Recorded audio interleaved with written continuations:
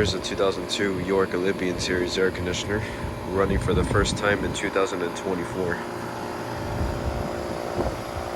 And I've never gotten a video of this unit running just by itself, other than these being off.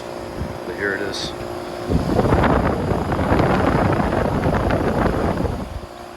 As you can see, it has a York LX series fan grille. That other one probably rusted out and got replaced with this one. And I think the fan motor might be original to it. They just didn't put the thing to cover the wires. So it's got a Bristol reciprocating compressor. And I would love to get this one starting up one day.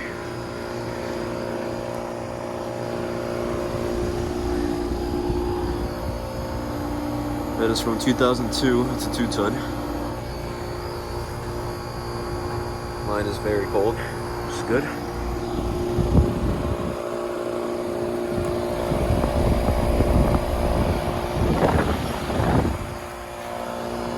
Alright.